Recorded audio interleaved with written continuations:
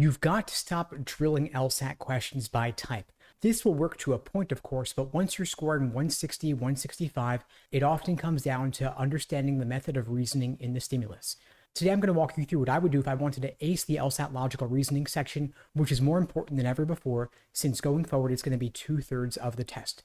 For those who don't know me, my name is Steve Schwartz. I've been teaching the LSAT since 2005, and I personally increased my LSAT score from a 152 to a 175 on test day. And the funny thing is that if you actually take the time to understand the argument, the LSAT becomes a whole lot easier.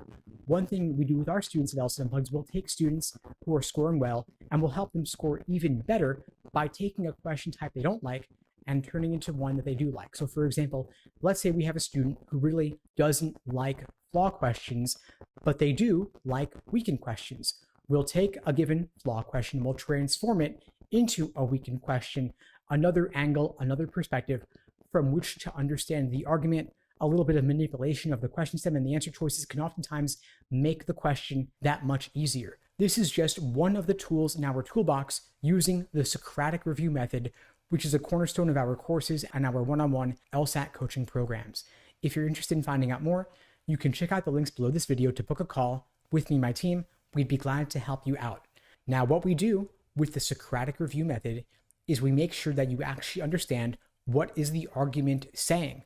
Can you rewrite it or explain it to us in your own words without looking at the text of the stimulus? Do you understand the question stem and what it is asking you to do? Do you understand the answer choices? What makes a wrong answer choice tempting for you and what ultimately makes it wrong? What perhaps possibly makes a right answer choice unappealing and what ultimately makes it correct? Because you have these traps of encouragement towards the wrong answer and traps of discouragement away from the right answer. And until you understand what tricks you're falling for, what mistakes you're making, and why, you can't help but making the same mistake again, because the LSAT, of course, repeats itself again and again and again. So to achieve a top score, and I'm talking here 170, 175 plus, it's not just about knowing what is a strengthening question, what is a weakened question, what is a flaw question. It's not just applying strategies that you learned from someone else. It is understanding why the strategies work and better understanding the LSAT from the test maker's perspective, which is what the Socratic review method helps you do. Now, I mentioned earlier, this is all regardless of question type. If you're still having trouble with the basics, of course, you want to make sure that you understand conditional indicator words for necessary and sufficient conditions, evidence and conclusion indicator words. These will carry you far, and if you don't know them, of course, you're going to be in trouble. You want to make sure, of course, foundational table stakes, you understand the most common types of logical reasoning questions like necessary assumption, inference, and flaw. But to reach that next level, to get a top score, you're going to need to understand all arguments regardless of question stem type. As I mentioned earlier, this is more important than ever before because the importance of the logical reasoning section is doubled now that they've replaced the logic game section with a second scored logical reasoning section.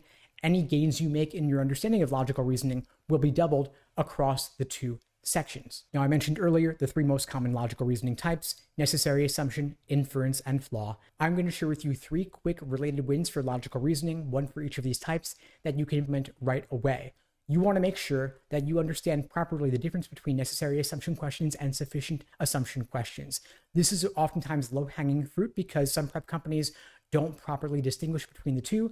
They lump them together under the catch-all category of assumption. This is, of course, a huge mistake because necessary assumption and sufficient assumption are asking you for radically different things.